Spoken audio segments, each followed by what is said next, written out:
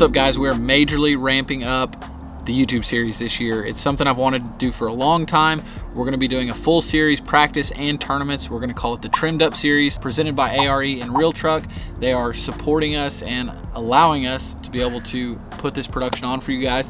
So I hope y'all enjoy. So how do you practice for a tournament? You know, as a pro, there's two things. You have consistency and you have winning. For consistency, you have to be able to find good areas. Planes are not always going to develop. For winning, you have to find that magic spot. So you got areas, spots. Florida is the king of areas. So with multiple bodies of water over only 2 days that we have to practice, my plan is to just find some areas that I'm going to want to hunker down in. I'm not expanding on those areas. I'm just getting a couple key bites so that I know I'm in good areas, and then I'm going to try to find the spot within that area. As practice started here for the first Bass Pro Tour event, conditions were perfect. It was semi-cloudy out, super warm. I mean, you start the day shorts and a t-shirt.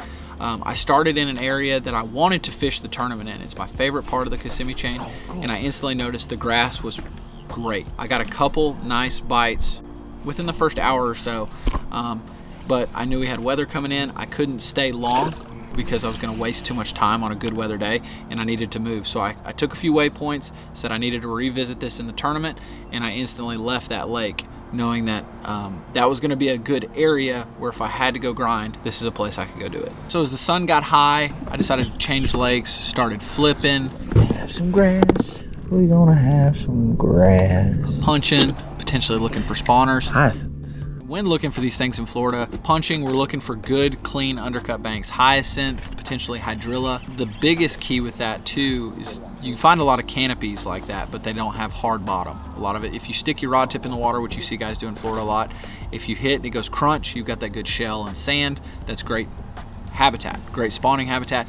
If you go, you know, straight into mud and you're coming up with all this junk on your rod, not saying you can't catch them there, but typically that's not great spawning habitat. We're around the spawn, it's the springtime. So I'm gonna pull the trolling motor up and I'm gonna leave. So as the day moved on, I moved on to another body of water. I've got 1,000 acres of hydrilla and eelgrass to play around in, and I kind of go poking around in there. I catch like a 5-pounder pretty quick, 4 or 5-pounder. But it becomes a grind in there. You know, I fish for another 45 minutes, got another bite. Fish for another hour, got another bite.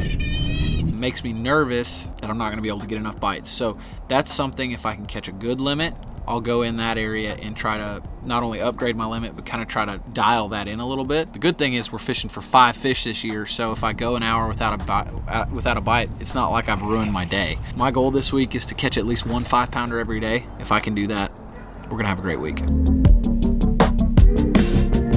So day 2 rolls around. We've got good conditions to start the morning, so I decided to start it in Lake Cypress again, fishing hydrilla in a completely opposite side of the lake, not really near where I started the first day. I instantly catch a small little... Look at there! I caught one! I caught a shad! That's the hatch. Biggin. I don't know if I've ever caught a shad on a chatterbait. Pretty close. I bet he had a wild ride. I was sitting there going, what? Trying to get the grass off. I then locked up on like a 3.5 pounder. That's freaking nice one, dude. I thought he was like a 5-pounder. Oh, okay, quick release. He was barely hooked. Continues to give me comfort that there's good fish swimming around. I was excited about this area. Then the wind started to absolutely gas. One of the, I'm not gonna say the windiest day I've ever fished, but I mean, it was up there in the top 10. I mean, gust of 40, and it was amazing. The water turned instantly to chocolate milk. I needed to get out of that area because fishing there was only gonna hurt my confidence. I didn't want to fish across a winning spot and not know it because the conditions were bad. So I completely abandoned that area. We ran up into some rivers to try to fish some current breaks. Instantly, as soon as I get into the river, I can see that there's no current seams, no current being released. Guaranteed bass. Guaranteed bass. Run to some other lakes, kind of some Hail Mary type stuff. We fished canals.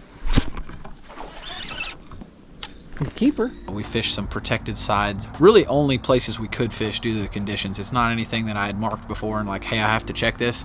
But it was really just playing the cards we were dealt. Rather than getting off the water, I could at least eliminate some water and have the chance at finding something special off the beaten path. Didn't find that, decided to start running back. And as we were running back, I did notice something was a little different than when we ran down. So noticing that the current had been kicked on to my surprise, I decided to run some current seams, some hard spots. Instantly caught a really big fish, biggest one I've caught all of practice, over 6 pounds. And 5 or 6 other keepers. Look, there's like a big tail sticking out of his throat. See it? Probably can't see that on the camera. He's trying to swallow it. Oh, hey! So that gives me something to run, kind of fall back on. It's not something I expect, because if they're not running current, I will. If I don't visibly see they're running current, I'm not even going to attempt or check any of those type spots. But if, you know, I just happen to be running up a canal, I see the currents running, I'm like, hey, I can put a good fish. I can put a good fish together, a good bag together.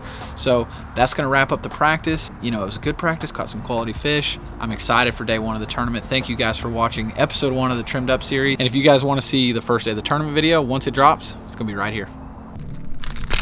Well, I almost got a hook in my hand right there. Oh, that's a pike with a trap in its throat. Do you hear it?